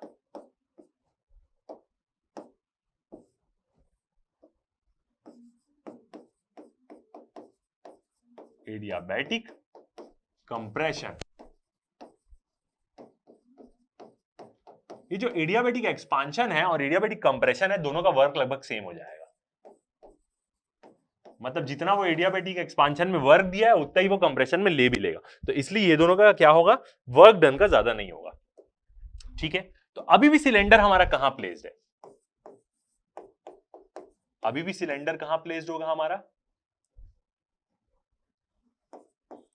अभी भी सिलेंडर हमारा प्लेस्ड होगा सिंक में। अभी भी सिलेंडर को हम कहां रखे हुए हैं? सिंक के ऊपर ही रख रहे हैं, क्योंकि हम क्या कर रहे हैं? पूरा कंप्रेशन कर रहे हैं उसको। तो अभी भी हमारा सिलेंडर कहां है? अभी भी हमारा सिलेंडर सिंक में ही रखा हुआ है। ठीक है, मगर सिंक में यहां पे रखेंगे तो सिंक में यहां पे नहीं रखा होगा। सॉरी, क्यों नहीं रखा होगा? क्योंकि एडियाबैटिक प्रोसेस हो रहा है ना भाई। एडियाबैटिक प्रोसेस में तो उसको पूरा वो करना पड़ेगा। तो अब वो कहां रखा जाएगा? इंसुलेटेड स्टैंड में रखा जाएगा। फिर से एक बार हमने सोर्स लगा फर्स्ट प्रोसेस के लिए, इसको सोर्स के नीचे रखा। फिर उसके बाद हमने इंसुलेटेड स्टैंड के नीचे रखा जब एडियाबैटिक प्रोसेस हो रहा था। फिर जब हमने आइसोथर्मल प्रोसेस करना था तो हमने यहाँ पे सिंक रखी। अब जब थर्ड फोर्थ फिर से हमारा एडियाबैटिक प्रोसेस हो रहा है, तो अब हम उसको इंसुलेटिंग स्टैंड के ऊपर ही रखेंगे, क्योंकि एडियाबैटिक है ना भाई। एडियाबैटिक में तो कहीं से भी हीट ट्रांसफर नहीं होगा। तो जो फोर्थ प्रोसेस है हमारा, उसमें हम क्या करेंगे? उसको सिंक में नहीं रखेंगे, उसको हम रखेंगे अपने इंसुलेटिंग स्टैंड में। इंसुलेटिंग स्टैंड में फिर से रख देंगे। तो क्या हुआ? एक बार सोर्स रखा, एक बार इंसुलेटिंग स्टैंड रखा, फिर सिंक रखा, फिर इंसुलेटिंग स्टैंड रखा। तो इंसुलेटिंग स्टैंड के ऊपर हम उसको 2 बार रखें। ठीक है, अब क्या होगा? कंप्रेशन हो रहा है तो गैस कंप्रेस होगी। ठीक है, फर्स्ट लॉ एनालिसिस करते हैं फिर से यहां पे, तो हमें और समझ में आएगा कि हो क्या रहा है यहां। तो क्या होगा? Del Q is equal to del U plus del W. ठीक है, ये प्रोसेस है एडियाबैटिक है। सबसे पहले तो एडियाबैटिक है तो डेल क्यू क्या हो जाएगा? हमारा 0 हो जाएगा। ठीक है, यहां पे 0 हो गया, डेल यू और डेल डब्ल्यू बचा। अब क्या है? कंप्रेशन है। कंप्रेशन है, इसका मतलब क्या है? हम सिस्टम के ऊपर वर्क कर रहे हैं, मतलब डेल डब्ल्यू नेगेटिव होना चाहिए। तो इस वैल्यू को नेगेटिव चाहिए, तो इसको हम इधर भेज देंगे। तो क्या होगा? ये डेल डब्ल्यू इधर आ जाएगा, तो minus del W equal to क्या हो जाएगा? डेल यू क्या है यहां पे? पॉजिटिव। अब यहां पे क्या है? डेल यू पॉजिटिव है। इसका मतलब क्या हो रहा है यहां पे? कि यहां पे इंटरनल एनर्जी अब इंक्रीज हो रही है।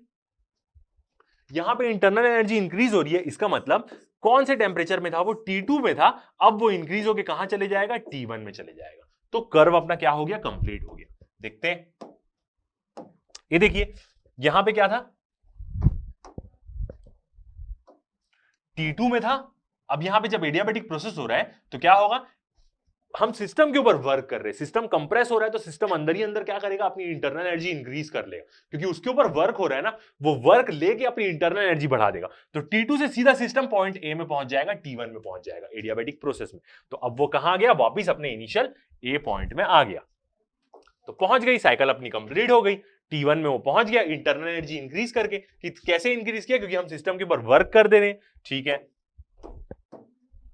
अब हम क्या करेंगे? इसके वर्क डन का एक्सप्रेशन लिखेंगे। तो क्या होगा वर्क डन का एक्सप्रेशन? कंप्रेशन है तो ऑब्वियस ही बात है माइनस डेल डब्ल्यू ही होगा, क्योंकि हम कंप्रेसिंग वर्क किस में कर रहे हैं। ओके, ठीक है, तो आगे हम इस माइनस साइन को कंसीडर कर देंगे। यहां पे जो वर्क डन है उसको हम ले लेते हैं W4, क्योंकि हमने 3 ले लिया है, W4 लिए। ठीक है, इक्वल टू W4। अब क्या होगा? कंप्रेशन वर्क है तो माइनस लेना पड़ेगा। कहां से वॉल्यूम जा रही है? थर्ड से फोर्थ जा रही है, या फोर्थ से फर्स्ट जा रही है। तो V4 से V1 जा रही है अब वॉल्यूम। अब डायग्राम में देख सकते हैं वॉल्यूम कहां से कहां जा रही है, V4 से वॉल्यूम 4 से V1 तक जा रही है। तो यही हम क्या लेंगे, वॉल्यूम लेंगे अपनी, ठीक है।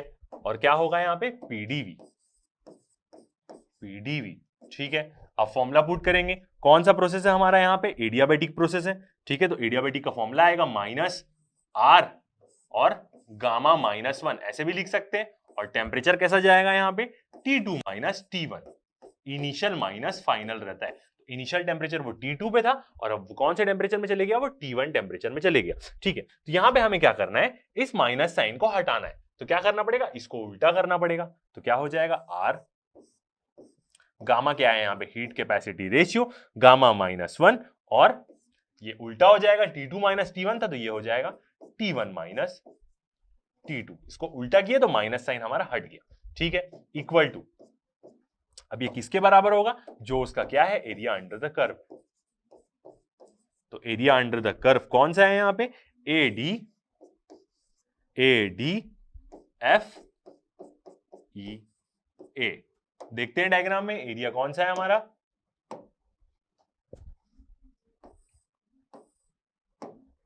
एरिया है हमारा ADFEA। तो ये जो एरिया है पूरा, ये क्या हो जाएगा, हमें area under the curve work done ऐसे ही बता देगा। और जो हम फॉर्मूला लगा के निकाल रहे हैं वो यही एरिया अंडर द कर्व देगा, ठीक है। ये चीज भी हो गई।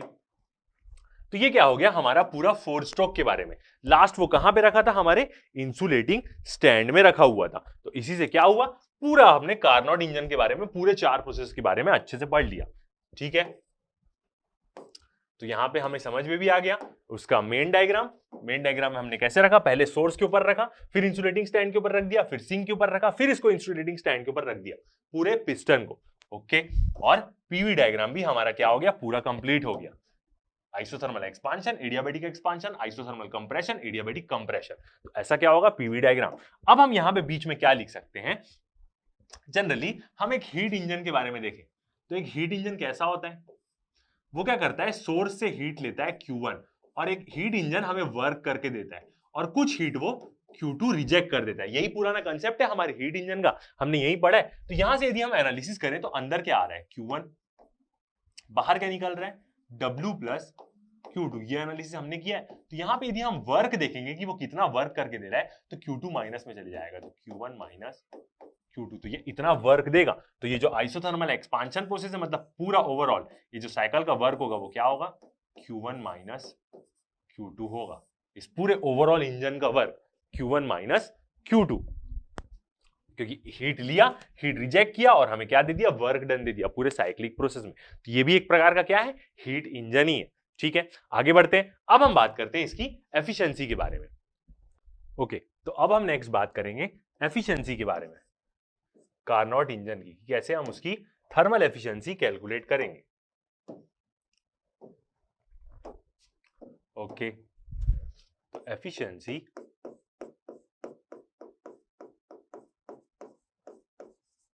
ऑफ कार्नोट इंजन, या हम बोले कार्नोट साइकिल की, किसकी एफिशिएंसी हम निकालेंगे, या तो इंजन की या साइकिल की। दोनों का सेम मीनिंग है, इंजन की एफिशिएंसी बोले या हम कार्नोट साइकिल की बोले, क्योंकि कार्नोट इंजन ही कार्नोट साइकिल में जाता है, तो इसलिए हम दोनों की बोल सकते हैं यहाँ पे, ठीक है। तो देखें हम यदि एफिशिएंसी का क्या होगा, तो एफिशिएंसी जनरली होती क्या है, यदि हम नॉर्मल एफिशिएंसी के बारे में बात करें तो वो क्या होती है, आउटपुट बाय इनपुट। एफिशिएंसी का फॉर्मूला क्या है, आउटपुट बाय इनपुट। कितना हमें आउटपुट मिल रहा है, जितना हम इनपुट दे रहे हैं। यदि जितना भी हमने इनपुट दिया वही पूरा आउटपुट में कन्वर्ट हो गया तो इसका मतलब क्या, एफिशिएंसी 100% है। तो ऊपर में क्या आता है, आउटपुट, नीचे में इनपुट, कितना हम दिए हैं और कितना हमें उससे मिल रहा है। तो यहाँ पे यदि हम यहाँ पे इसकी एफिशिएंसी देखेंगे तो एफिशिएंसी कार्नोट साइकिल की क्या होगी, कितना नेट वर्क डन हो रहा है और कितनी हम उसमें हीट सप्लाई किए इंजन में, यही क्या बताएगी एफिशिएंसी। तो यदि हम बोले एफिशिएंसी और किसकी, कार्नोट इंजन की, तो क्या हो जाएगा, वर्क डन, या हम बोलेंगे net work done, work done by heat supplied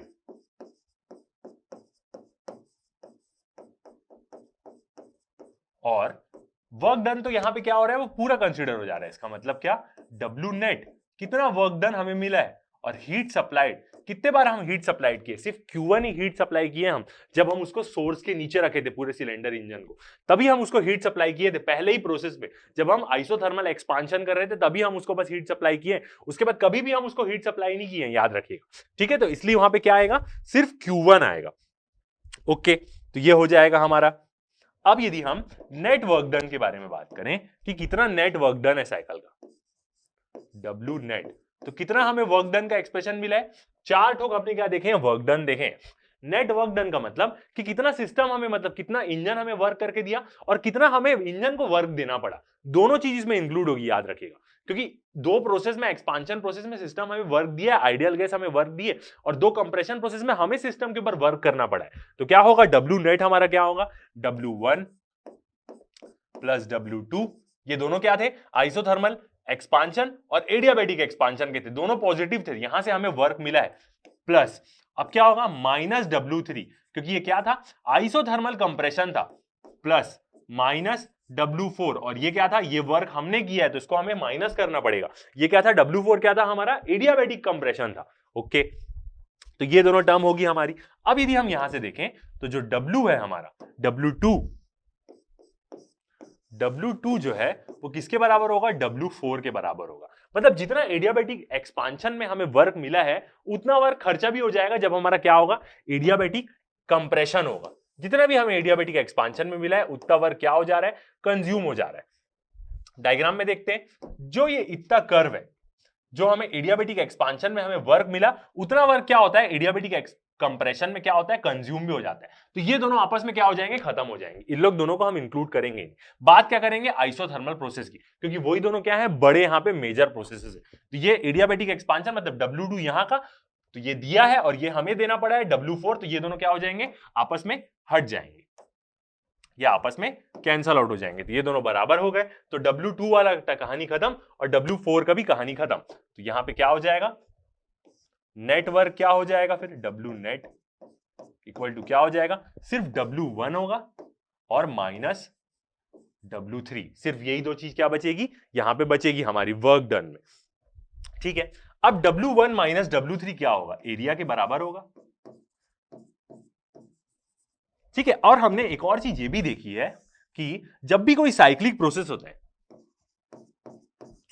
जब भी कोई साइक्लिक प्रोसेस होता है, हमने साइक्लिक प्रोसेस के एक लेक्चर में देखा है, तो जितना उस क्लोज कर्व के अंदर एरिया होता है उतना ही हमें वर्क डन मिलता है। याद रखना, ये चीज हमने पहले ही ऑलरेडी देख चुकी है। ठीक है, तो पहले हम लिख लेते हैं एरिया कौन सा होगा, ये हमारा एरिया होगा ABCDA, ये वाला क्या होगा, पूरा एरिया होगा, इतना हमें ओवरऑल वर्क मिलेगा। ठीक है, देखते हैं कौन सा होगा, ओवरऑल वर्क कितना मिलेगा हमें, ABCDA, जितना इस कर्व के अंदर का एरिया है वही हमारा क्या होगा, नेट वर्क हमें मिलेगा। क्यों, क्योंकि एरिया ये क्लोज कर्व के अंदर का जितना एरिया होता है वही हमें क्या मिलता है, वर्क डन मिलता है। पीवी डायग्राम में, साइक्लिक प्रोसेस में हमने ये चीज पढ़ चुकी है। ओके, अब एक और चीज, कैसे पता चलेगा कि ये जो पूरा वर्क हमें मिल रहा है ये पॉजिटिव है कि नेगेटिव है, वो पता चलेगा साइकिल के रोटेशन से। यदि साइकिल क्लॉकवाइज है, जैसे हमें दिख रहा है ऐसे चल रही साइकिल क्लॉकवाइज है, तो इसका मतलब हमें पॉजिटिव वर्क मिलेगा। यदि साइकिल एंटी क्लॉकवाइज होती, ऐसे चलती, उल्टा चलती, तो हमें इसका मतलब सिस्टम में नेटवर्क देना पड़ रहा है। यहां पे हमें नेटवर्क मिल रहा है सिस्टम से, क्योंकि साइकिल क्या है, क्लॉकवाइज। यही चीज हमने साइक्लिक प्रोसेस में पढ़ा है। और एक और चीज, यदि ऐसे उल्टा चलने लग जाए, अभी तो क्लॉकवाइज चल रहा है, एंटी क्लॉकवाइज चलने लग जाए, तो इसका मतलब क्या है, वो रेफ्रिजरेशन साइकिल है, वो हमें ठंडा करके दे रहा है, भले हमें उसको वर्क देना पड़ रहा है। और ये जो कार्नोट इंजन की जितनी भी आपको लाइंस दिख रही है, सब क्या है, सॉलिड लाइंस है, कंटिन्यूअस लाइन है, डॉटेड लाइन नहीं है। इसका मतलब ये सारे रिवर्सिबल प्रोसेस है। याद रखिएगा, मैंने आपको प्रीवियस लेक्चर में ही बताया है कि रिवर्सिबल प्रोसेस को हम डायरेक्ट लाइन से लेते हैं, कंटिन्यूअस लाइन से। डॉटेड लाइन यदि हम कहीं लगाते तो इरिवर्सिबल होता। तो इसका मतलब ये सारे प्रोसेस एग्जैक्टली रिवर्स भी हो सकते हैं। ऑब्वियस ही बात है, एक रिवर्सिबल हीट इंजन है कार्नोट इंजन हमारा। ओके, तो क्या बता, जितना अंदर ये कर्व है वही मिलेगा, ABCDA, यही क्या मिला है, हमें वर्क डन मिला है। और ये साइकिल क्या है, क्लॉकवाइज है, तो इसका मतलब हमें समझ में आ जाएगा कि ये हमें क्या मिलेगा, यहां पे ये क्या मिलेगा, हमें पॉजिटिव वर्क मिल रहा होगा। क्यों पॉजिटिव वर्क मिल रहा होगा, क्योंकि जो साइकिल है हमारी वो क्या है, क्लॉकवाइज है। तो यदि आपको कोई साइकिल दिखे पीवी डायग्राम में पूरी कंप्लीट, और वो क्लॉकवाइज रहे तो आप बोलेंगे वर्क दे रही है, पॉजिटिव वर्क है। साइकिल एंटी क्लॉकवाइज है, इसका मतलब वो रेफ्रिजरेशन सिस्टम के लिए उसमें हमें वर्क देना पड़ेगा, उसका मेन मुद्दा कुछ और है, वो हमें हीट निकाल के देगी। ओके, तो ये हो गया। आगे बढ़ते हैं, तो एफिशिएंसी क्या हो जाएगी, नेटवर्क हमें मिल गया, नेटवर्क हमें W1 माइनस W3 मिल गया, और हीट सप्लाई कितनी कर रहे हैं हम, नीचे में Q1 कर रहे हैं। तो देखते हैं, तो एफिशिएंसी कार्नोट कितनी हो जाएगी, W1 minus W3 by Q1। Okay, अब W1 को हम क्या लिख सकते हैं, हीट के फॉर्म में लिख सकते हैं, W1 इक्वल टू Q1, और W3 इक्वल टू हम क्या लिख सकते हैं, Q2 लिख सकते हैं। कैसे देखते हैं हम जाके, क्योंकि दोनों क्या है, आइसोथर्मल प्रोसेस है। W1 कौन सा था, हमारा पहला ही स्ट्रोक था, फर्स्ट स्ट्रोक। ये आ गए हम अपने फर्स्ट स्ट्रोक में। फर्स्ट स्ट्रोक में हमने क्या देखा, आइसोथर्मल प्रोसेस है तो del Q equal to del W हो जा रहा है, तो W1 इक्वल टू क्या था, Q1 था, तो W1 को हम क्या लिख सकते हैं, Q1 लिख सकते हैं, यही होगा एक्सप्रेशन उसका। ओके, सेकंड देखते हैं हम, एक और कौन सा था, एडियाबैटिक, और जो W3 है वो किसमें आया था, आइसोथर्मल कंप्रेशन में आया था, तो W3 को हम Q2 भी लिख सकते हैं। क्यों, क्योंकि फर्स्ट लॉ के कारण वो दोनों बराबर हो जा रहे हैं, भले नेगेटिव है ठीक है, मगर W3 को हम Q2 भी लिख सकते हैं। माइनस साइन तो ऑलरेडी हमने वहां पे कंसीडर कर लिया है, तो यहां पे क्या लिखेंगे हम अपने एक्सप्रेशन में, Q के फॉर्म में लिखेंगे अब। तो क्या आ जाएगा हमारा यहां पे, Q1 W1 के बदले Q1 आ जाएगा, माइनस W3 के बदले Q2 लिखेंगे हम, Q3 नहीं लिखेंगे, और नीचे क्या आ जाएगा, Q1। तो अब हम क्या करेंगे, यहाँ पे Q1 को दोनों के नीचे दे देते हैं, तो Q1 by Q1 minus Q2 by Q1, यहां से Q1 Q1 कैंसल आउट हो जाएगा, मतलब 1, तो इक्वल टू क्या हो जाएगा, 1 माइनस Q2 बाई Q1। अब ये जो एक्सप्रेशन आया है हमारा, ये एक्सप्रेशन ना हर इंजन के लिए वैलिड रहता है, हर इंजन, हर एक हीट इंजन के लिए ये 1 बाई Q2 बाई Q1 सबके लिए वैलिड रहता है, चाहे वो सारे इंजन रहे। इसके बाद का जो एक्सप्रेशन आएगा वो सिर्फ रिवर्सिबल इंजन के लिए वैलिड रहेगा, मतलब जो कार्नोट इंजन है, सिंपल सी बात, रिवर्सिबल इंजन मतलब क्या, कार्नोट इंजन, ये एक्सप्रेशन सबके लिए वैलिड रहता है, सारे हीट इंजन के लिए, जो heat engine normal heat engine होगा, हमारे नॉर्मल इंजन भी। ओके, ये हो गया हमारा। तो इसका मतलब कार्नोट की एफिशिएंसी क्या आई हमारी, एफिशिएंसी कार्नोट इंजन की एक एक्सप्रेशन आया हमारा 1 माइनस Q2 बाई Q1, ये क्या आया हमारा, एक ठोक एक्सप्रेशन आया। ठीक है, आगे बढ़ते हैं इसमें। अब हम क्या करेंगे, यहां पे वैल्यू पुट करते हैं,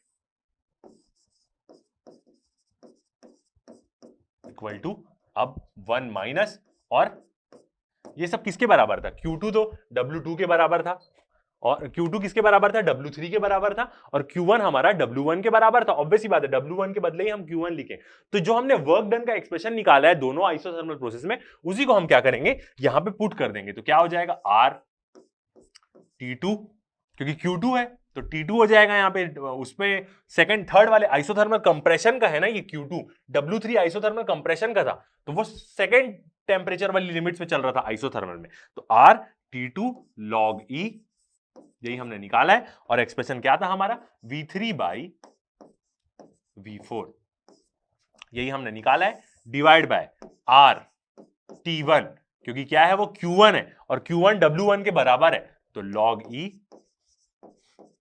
अब क्या आएगा, यहां पे वॉल्यूम क्या था हमारा, V2 बाई V1, तो ये एक्सप्रेशन हो गया।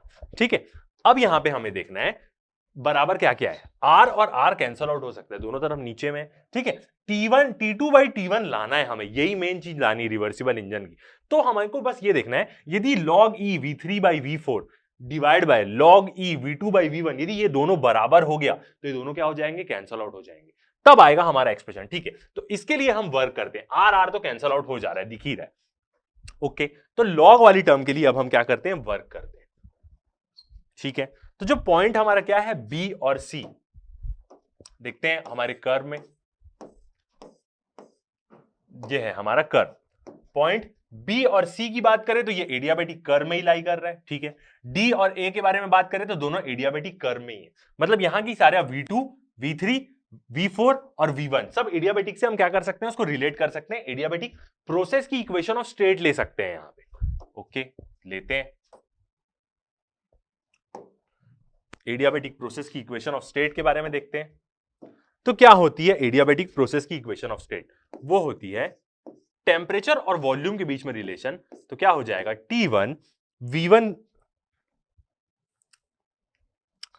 T1 V2, हाँ बिल्कुल, वॉल्यूम के बीच में हम लगा रहे हैं T1 V2 की पावर गामा -1 इक्वल टू, ये क्या होती है? इक्वेशन ऑफ स्टेट होती है T2, दो ही टेम्परेचर है तो वही रहेगा, और V3 की पावर गामा -1। ये क्या होता है? एडियाबैटिक प्रोसेस में दो चीजों के बीच का क्या होता है? रिलेशन होता है। कैसे प्रूफ होता है? तो इसको हम देख लेते हैं पहले।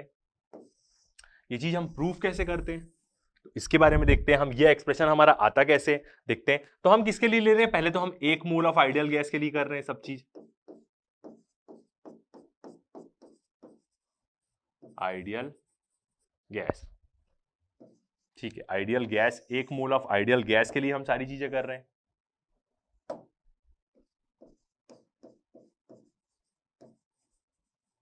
ठीक है, तो यहां से क्या होगा? हमारा जो एडियाबैटिक प्रोसेस है उसकी इक्वेशन ऑफ स्टेट हम लेंगे। सबसे पहले हम नॉर्मल आइडियल गैस की इक्वेशन ऑफ स्टेट क्या होती है? PV is equal to NRT होती है। एन तो हमारा 1 हो गया, तो सिर्फ क्या हो जाएगा? आरटी हो जाएगा। ओके, अब यदि हम यहां से पी की वैल्यू निकालें तो पी क्या हो जाएगा? हमारा आर टी बाई वी हो जाएगा। ओके, ये हो गई हमारी इक्वेशन। ठीक है, एडियाबैटिक प्रोसेस के लिए देखते हैं तो क्या होता है? पी की power gamma equal to constant होता है।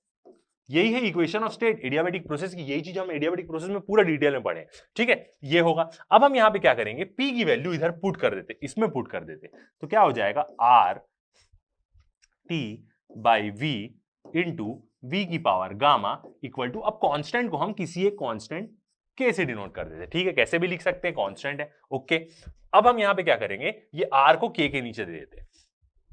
आर को हम के नीचे दे देंगे और वी को हम ऊपर लेंगे, तो क्या हो जाएगा? वी की पावर -1 हो जाएगा। तो यहां पे क्या बचा? टी वी की पावर -1, ठीक है, और वी की पावर गामा यहां पे है ही, इक्वल टू के बाई आर। आर को हम के नीचे दे दिए। ओके, अब जब इसकी पावर दोनों सेम है, पावर -1 है, गामा है, तो इसको हम लिख सकते हैं गामा -1, तो टी वी की पावर गामा -1 इक्वल टू के बाई आर। आर भी गैस कांस्टेंट, कांस्टेंट ही होता है, तो इक्वल टू क्या हो जाएगा? कांस्टेंट। तो ऐसे क्या आती है? ये वाली एडियाबैटिक एक्सप्रेशन की रिलेशन आती है। टी V2 की पावर V2 V3 क्यों ले रहे हैं? क्योंकि हम एडियाबैटिक कर्व के बारे में अभी हम बात कर रहे हैं यहां पे, क्योंकि ये दोनों क्या है? इन लोग दोनों के बीच में रिलेशन निकालना है। V3 V4 और V2 V1 दोनों किसमें है? एडियाबैटिक कर्व में है। इसलिए हमें यहां पे इन लोग दोनों के बीच में क्या करना है? रिलेशन निकालना है। V3 V4 कहां था? एडियाबैटिक कर्व में ही है। देख सकते हैं डायग्राम, जितने भी पॉइंट वॉल्यूम के बीच में हमें रिलेशन निकालना है वो सब किस में आ रहे हैं? एडियाबैटिक कर्व में आ रहे हैं, ये दोनों और ये दोनों। ओके, तो आते हैं अपने एक्सप्रेशन में वापस। तो यहां पे आ गए हम इस एक्सप्रेशन में। तो यहां से अब हम क्या कर सकते हैं? इसको अरेंज कर लेते हैं। ठीक है, T1 के नीचे T2 दे देते हैं, ये T2 को इसके नीचे दे देते, तो T1 by T2, okay, equal to, यहां पे क्या था? V3 के नीचे V2 आ जाएगा, V2 आ जाएगा, और पूरे की पावर क्या होगी? सेम वही गामा -1। तो ये क्या बन गया? हमारा एक एक्सप्रेशन बन गया, वॉल्यूम का एक्सप्रेशन टेम्परेचर के टर्म में। ठीक है, आगे बढ़ते हैं, अगला वॉल्यूम देखते हैं। अभी यहां पे हमने किन दो एक्सप्रेशन के बीच में निकाला? ये V2 और V3। ठीक है, ये दोनों किस कर्व में आ रहा है, किसके लिए पॉइंट्स है, ये भी हम यहां पे मेंशन कर देते हैं। ये दोनों कौन से पॉइंट में आ रहा था हमारे डायग्राम में? B एंड C पॉइंट्स में आ रहा था, ताकि आपको कंफ्यूजन ना हो। ठीक है, अब देखते हैं हम अगला, B और C के लिए हमने देख लिया, अब हम देखेंगे C और A और D के लिए। तो यहां पे हम कौन से पॉइंट्स के लिए देख रहे हैं? A और D के लिए देख रहे हैं, जो कर्व है, और वो कर्व कौन सा है? एडियाबैटिक ही कर्व है वहां पे डायग्राम में। ठीक है, इसके लिए यदि हम देखें तो यहां पे ये हो जाएगा एक्सप्रेशन। ओके, ठीक है, यहां पे भी सेम हम वही चीज लगाएंगे। क्या टेम्परेचर क्या है? T1 V1 की पावर गामा -1। ओके, और A और D में क्या होगा? V1 और V4 के बीच में रिलेशन होगा, बिल्कुल, T2 और V2 की पावर V4 की पावर 1 और 4 के बीच में वहां पे रिलेशन है, 4 की पावर गामा -1। तो सेम यहां से भी हम बनाते हैं, T1 के नीचे T2 ले लेते हैं, और यहां पे क्या हो जाएगा? V4 बाई V1 की पावर गामा -1 ये आया। और इसके पहले वाला क्या आया? V3 बाई V2 आया। ठीक है, T1 by T2 equal to क्या हो गया? V3 बाई V2 की पावर गामा -1 हो गया। और यहां से यदि हम देखें तो यहां पे भी T1 by T2 V4 by V1 की पावर गामा -1 हो गया। मतलब क्या है? दोनों बराबर है। इसका मतलब ये किसके बराबर हो गया? ये बराबर हो गया हमारे ऊपर वाले एक्सप्रेशन के कारण, जो क्या था? V3 बाई V2 की पावर गामा -1। ये दोनों बराबर हो गए। इसका मतलब वो एक्सप्रेशन में क्या होगा? कट जाएंगे वो दोनों।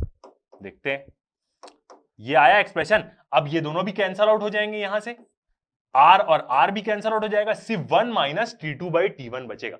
ऐसा सिर्फ रिवर्सिबल प्रोसेस के लिए ही होता है, याद रखिएगा। बाकी कोई इंजन फॉलो नहीं करते, ये नॉर्मल इंजन फॉलो नहीं करेंगे। सिर्फ कार्नोट इंजन में ये एक्सप्रेशन हम निकाल सकते हैं। तो इसका मतलब क्या हुआ? ठीक है, कट तो गया है। और एक बार सिंप्लीफाई करते हैं इसको। क्या आया हमारे पास? V4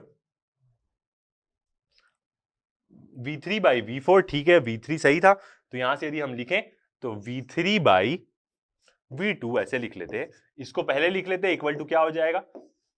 V4 by V1।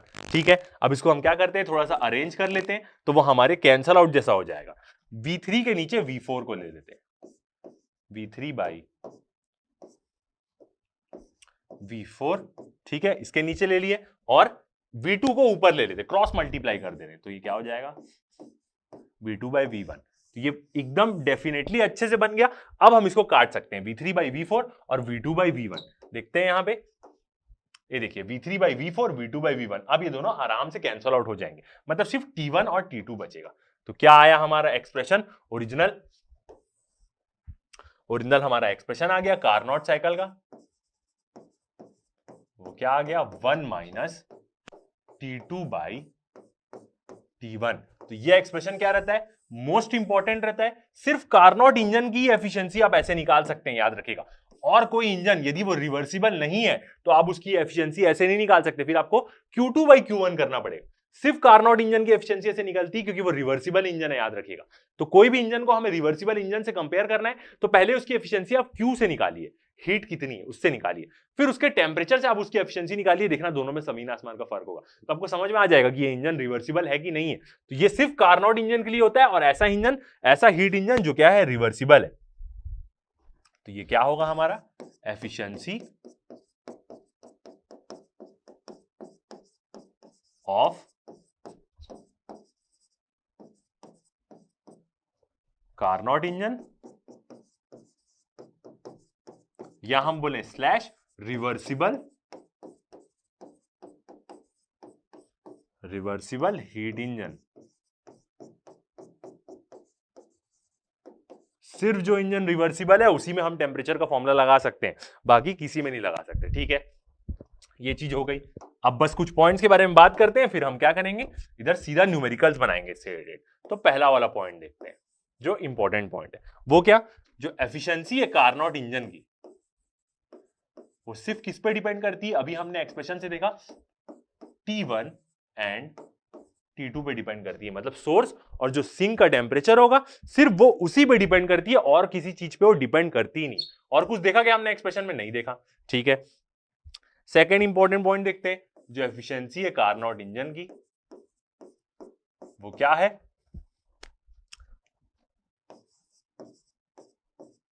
Does not depend on working substance, does not depend on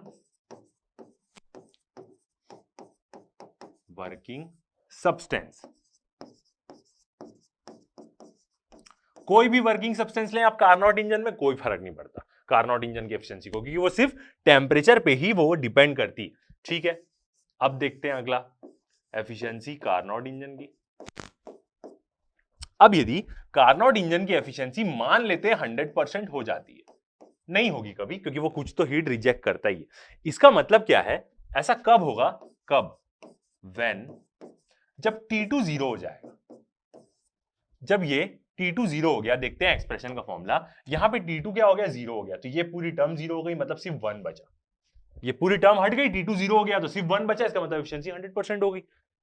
T2 0 हो गया, इसका मतलब क्या है? सिंक कौन से टेम्परेचर पे? 0 केल्विन पे है, इसका मतलब इसका मतलब जो सिंक है हमारी, सिंक कौन से टेम्परेचर में है? 0 केल्विन टेम्परेचर में है सिंक। इसका मतलब है क्या हम 0 केल्विन तो हम पहुंच ही नहीं सकते, सबसे बड़ी बात। तो इसका मतलब क्या है? इसका मतलब क्या है? Is impossible.